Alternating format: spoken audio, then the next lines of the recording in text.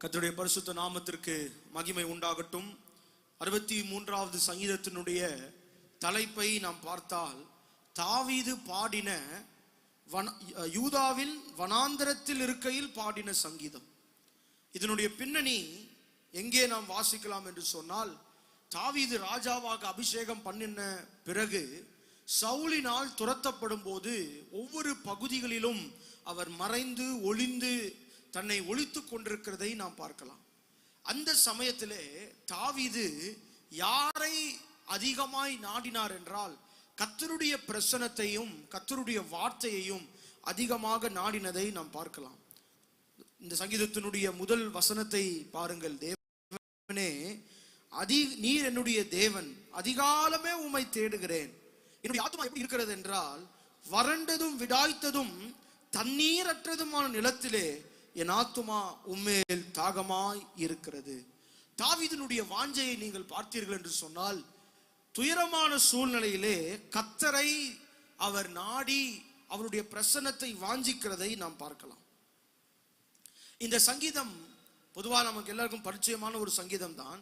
அடிக்கடி நாம் இதை தியானிப்பது வழக்கம்.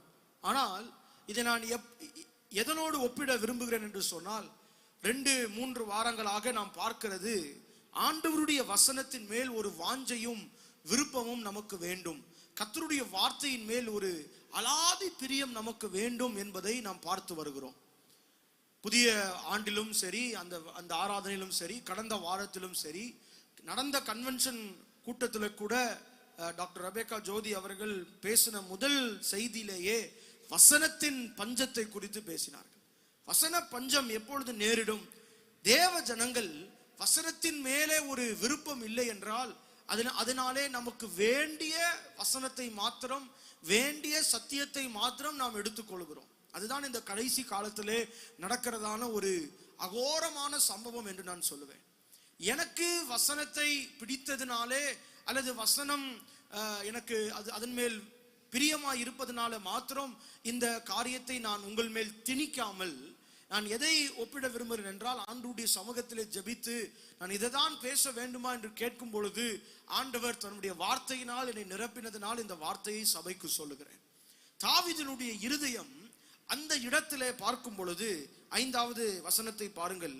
6வது வசனம், என் படுக்கையின் மேல் நான் உம்மை நினைக்கும் போது ராஜாமங்களில் உம்மை தியானிக்கிறேன். கஷ்டமான ஒரு சூழ்நிலை, உபத்திரவமான ஒரு பாதை. ஒருவேளை தாவீதுக்கு அதனால தூக்கம் வரலையான்னு எனக்கு தெரியல. ஆனால் அந்த சமயத்தில் அவர் சொல்லுகிறார், ராஜாமங்களில் அப்படின்னா நடு ராத்திரியில நான் உம்முடைய வசனத்தை தியானித்துக் கொண்டிருக்கிறேன். இன்னொரு சங்கீதத்தில் வாசிக்கிறோம், நான் படுக்கையிலும் உமது வேதத்தை நான் தியானித்துக் கொண்டிருக்கிறேன். அப்படி என்றால் இந்த வசனத்தின் மேல ஒரு வாஞ்சையும் விருப்பமும் நமக்கு மிக மிக அவசியமான ஒரு ஒன்று. அது எப்படியாக மாறுகிறதாம்? ஆரம்பத்திலே வறண்டதும் விடாய்த்ததுமான தண்ணீரற்ற நிலமா இருக்கிற என் ஆத்துமா என்று சொல்லுகிறார். ஆனால் அவருடைய வசனத்தை தியானிக்கும் போதும், அவரை துதிக்க தன்னுடைய வாயை திறக்கும் போதும், 5வது வசனத்திலே சொல்லுகிறார், நினமுள்ளதா செழிப்பான கொழுப்பை உண்டது போல என்னுடைய ஆத்துமா திருப்தி ஆகிறது. நல்லா கவனிங்க, இது நல்ல ஒரு சாதாரண அரிசி அல்லங்க, ஒரு சாதாரண சாப்பாடு அல்ல. நினத்தையும் கொழுப்பையும் உண்டது போல. அப்படின்னா பூரணமா நம்ம மொழியில சொல்லணும்னா, ஒரு சிக்கன் மட்டன் பிரியாணி, ஒரு சிக்கன் 65 சாப்பிட்டது மாதிரி என்னுடைய ஆத்துமா மாறுகிறது. எப்போது? படுக்கையிலே அவருடைய வசனத்தை தியானிக்கும் போது, அவரை ஆராதிக்கும் போது, அவர் செய்த கிரியைகளை யோசிக்கும் போது என்னுடைய ஆத்துமா கொழுப்பை உண்டது போல மாறுகிறது, திருப்தி அடைகிறது, திருப்தி ஆகுகிறது. அப்படி என்றால் இந்த வசனத்தின் மேலே ஒரு வாஞ்சையும் விருப்பமும் நம் ஒவ்வொருவருக்கும் அவசியம் என்பதை இந்த பகுதி நமக்கு ஞாபகப்படுத்துகிறது. நான் இதை எதனோடு ஒப்பிட விரும்புகிறேன் என்று சொன்னால், நமக்குள்ளே கிரியை செய்கிற தேவ வார்த்தையோடு நான் சம்பந்தப்பட விரும்புகிறேன். Working God's word in us. எனக்குள்ளே கிரியை செய்கிற தேவ வார்த்தை. இந்த 3 குறிப்புகளும் கடந்த காலம், நிகழ்காலம், எதிர்காலத்திற்குமான உரிய ஒரு காரியம். 3 இந்த வசனத்திற்கு கொடுக்கப்படுகிற அல்லது வசனத்துக்கு இணையான வருகிற வார்த்தைகளை நான் உங்கள் கண்முன் வைக்க விரும்புகிறேன். இந்த வார்த்தைக்கு நாம் எப்படி கீழ்ப்படுகிறோம், எவ்வளவு நேரம் அதை குறித்து நாம் யோசிக்கிறோம், எவ்வளவு நேரம் அதற்கு நாம் செவி சாய்க்கிறோம். கன்வென்ஷன்ல கடைசியாய் முடிந்த செய்தியை கூட உணர்வுள்ள இருதயம் நமக்கு வேண்டும் என்று பார்த்தோம். ஒருவேளை இந்த செய்திகள்லாம் நீங்க கேட்கலன்னா மறுபடியும் திரும்ப யூடியூப்ல இருக்கு, அதை நீங்க பார்த்து கேட்டு குறிப்பு எடுத்து வைத்து எந்த இடத்துல நான் தவறி இருக்கிறேன், எதிலே நான் வளர வேண்டும் என்று ஆண்டவர் விரும்புகிறார் என்பதற்கு நாம் செவி கொடுத்து அர்ப்பணித்தோம் என்று சொன்னால் எனக்குள்ளே இந்த வசனம் கிரியை செய்ய வல்லது. 3 காரியங்களை சொல்லுகிறேன். முதலாவது, இந்த வசனம் எனக்குள்ளே எப்படி கிரியை செய்கிறது என்றால், விதைக்கப்பட்ட தேவனுடைய வார்த்தை. இந்த மத்தேயு 13வது அதிகாரத்திலே நீங்கள் பார்க்கும் பொழுது பரிச்சயமான ஒரு பகுதி தான், எல்லாருக்கும் அது தெரிந்த ஒரு வார்த்தை. ஆண்டவர் வசனத்தை எதற்கு ஒப்பிடுகிறார் என்றால் விதைக்கு ஒப்பிடுகிறார். இந்த வசனம் எனக்குள்ளே விதைக்கப்பட்டிருக்கிறது, விதைக்கப்படுகிறது, விதைக்கப்பட்டது, படுகிறது, விதைக்கப்படும் தேவனுடைய வார்த்தை. இதற்கு நான் எந்த அளவிற்கு அர்ப்பணித்திருக்கிறேன், எந்த அளவிற்கு நான் கீழ்ப்படிந்திருக்கிறேன் என்பதை யோசித்திருப்பார்கள். விதைக்கப்படும் தேவனுடைய வார்த்தை. இதை என்னுடைய உள்ளத்திலே, இருதயத்திலே அதை விதைக்கப்பட்டதை நான் அதை பராமரித்து போஷித்து பாதுகாக்க வேண்டிய ஒரு பொறுப்பு என்னிடத்திலே இருக்கிறது. ஏனென்றால் இந்த விதையை பிசாசானவன் எடுத்து நொறுக்கி நெருக்கி அதை போடுகிறதற்கு அவனுக்கு என்ன இருக்கிறது? வல்லமை இருக்கிறது. அதுதான் ஆண்டவர் சொல்லுகிறார். இது எப்படி பலன் தர வேண்டுமானால் 30-60 என்பது ஒரு பகுதியில வாசிக்கிறோம். ஆனால் நீங்கள் லூக்கா சுவிசேஷத்திலே வாசிக்கும் போது 100 மடங்கு பலன் தருகிற தேவனுடைய வார்த்தையாக மாற வேண்டும். விதைக்கப்பட்ட தேவனுடைய வசனம், imparted word of God, என்னிலே அது விதைக்கப்பட்டிருக்கிறது. என்னிலே அது விதைக்கப்பட்ட கர்த்தருடைய வார்த்தை. அதை நான் பிசாசானவன் எடுத்து போடாதபடிக்கு பாதுகாக்க வேண்டியது அவசியம்.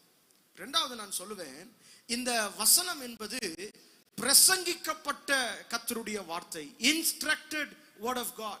அப்போஸ்தலர் 8வது அதிகாரம் 4வது வசனத்திலே சிதறி போனவர்களுக்கு சுவிசேஷத்தை பிரசங்கித்தார்கள். சுவிசேஷ வசனம் அவர்களுக்கு பிரசங்கிக்கப்பட்டது.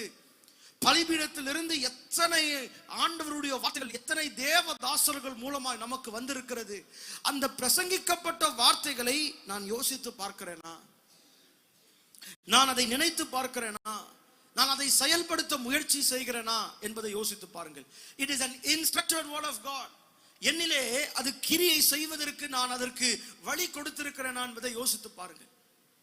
மூன்றாவது நான் சொல்லுவேன், இந்த வார்த்தை என்பது implanted word of God. என்னிலே நாட்டப்பட்ட கர்த்தருடைய வார்த்தை. என்னிலே நாட்டப்பட்ட கர்த்தருடைய வார்த்தை. யாக்கோபு 1வது அதிகாரம் 21வது வசனத்திலே, ஆகையால் நீங்கள் எல்லாவித அழுக்கையும் கொடிய துர்குணத்தையும் ஒழித்துவிட்டு உங்கள் உள்ளத்தில் நாட்டப்பட்டதாயும் உங்கள் ஆத்துமாக்களை ரட்சிக்க வல்லதை உள்ளதாய் இருக்கிற வசனத்தை சாந்தமாய் ஏற்றுக்கொள்ளுங்கள். இது எப்படிப்பட்ட வார்த்தையானது? என்னுடைய உள்ளத்திலே நாட்டப்பட்ட கர்த்தருடைய வார்த்தை, implanted word of God. அது என்னிலே ஆண்டவர் நாட்டி வைத்திருக்கிறார்.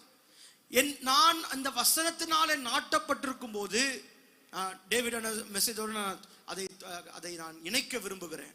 இனி நான் அலைவதில்லை, இனி நான் சிறுமைப்படுத்தப்படுவதில்லை, இனி நான் பிடுங்கப்படுவதில்லை. ஏனென்றால் என்னை தம்முடைய வசனத்திலே கர்த்தர் நாட்டி இருக்கிறார். நாட்டப்பட்ட கர்த்தருடைய வார்த்தை, implanted word of God.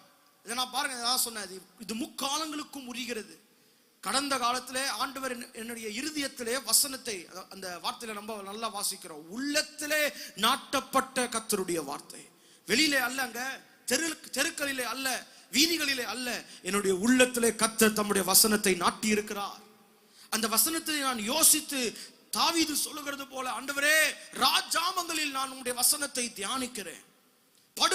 படுக்கையில் நான் நினைக்கும் போது உம்முடைய கிரியைகளை நான் யோசிக்கிறேன். இந்த வசனம் எனக்குள்ளே கிரியை செய்வதற்கு நான் விட்டு கொடுக்கிறேன். இந்த வருடம் வெற்றியை சுதந்திரிக்கும் ஆண்டிலே நீங்களும் நானும் பங்கடைய வேண்டும் என்று சொன்னால், அதை சுதந்திரிக்கிறவர்களாக மாற்றப்பட வேண்டும் என்று சொன்னால், வசனத்தின் மேலே ஒரு பிரியம், ஒரு அதிகாரம் 2 அதிகாரம்லாம் ஒரு நாளைக்கு பத்தாதுங்க. எவ்வளவு தூரம் உங்களால் அந்த வசனத்தை கிரமமாய் வாசிக்க முடிகிறதோ, நேரம் எடுத்து அதற்கு வாசிப்பதற்கு நீங்கள் முயற்சி செய்தால், உள்ளத்திலே நாட்டப்பட்ட கர்த்தருடைய வார்த்தை கனி நிறைந்த காரியங்களாக மாற்ற முடியும். யோசித்து பாருங்க, எவ்வளவு பெரிய மரம் இருந்தாலும், எவ்வளவு பெரிய அழகான மரத்தை வெட்டினா ஒரு இடத்துல நாட்டப்படலைன்னு சொன்னா அது கனி தர முடியாது. அது காஞ்சி அப்படியே கீழே தொங்கிரும், உளுந்து போயிடும். நம்ம எதுல நாட்டப்பட்டிருக்கணும்னா, நீங்கள் என்னிலும் என் வார்த்தையிலும், நானே மெய்யான திராட்சை செடி, அதிலே நீங்கள் நாட்டப்படும் போது மிகுந்த கனிகளை தருவீர்கள், மிகுந்த கனிகளை தருவீர்கள். அவருடைய வசனத்தின் மேல ஒரு வாஞ்சை.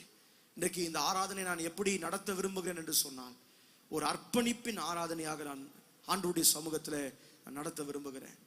இந்த ஆராதனை ஒரு ஆர்ப்பாட்டமான ஆராதனை அல்ல, ஏதோ இமோஷனலா மாத்திரம் கர்த்தருடைய வார்த்தையை சொல்லி ஆராதிக்கிறது அல்ல, கர்த்தருடைய பண்புகளை வைத்து துதிப்பது அல்ல. நாம் உள்ளத்தின் ஆழத்திலிருந்து, ஆண்டவரே நான் கேட்ட சத்தியங்களுக்கு என்னை அர்ப்பணிக்க உதவி செய்யும், கேட்ட வார்த்தைகளுக்கு நான் அதை குறித்து யோசித்து என்னை அர்ப்பணிக்க கிருபை தாரும்.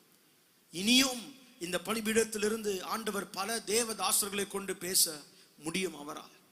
இன்னும் வசனமானது விதைக்கப்படும், இன்னும் வசனமானது அது பிரசங்கிக்கப்படும், இன்னும் வசனமானது நாட்டப்படும். It will impart, it will instruct and it will also implant in us. எனக்குள்ளே இது இன்னும் கிரியை செய்ய வல்லது. ஆனால் நான் இதுவரைக்கும் கேட்டதற்குள்ள நான் எவ்வளவு என்னை அர்ப்பணித்திருக்கிறேன். வசனத்தை, திருவசனத்தை கேட்கிறவர்களாக மாத்திரம் பெறாமல் அதன்படி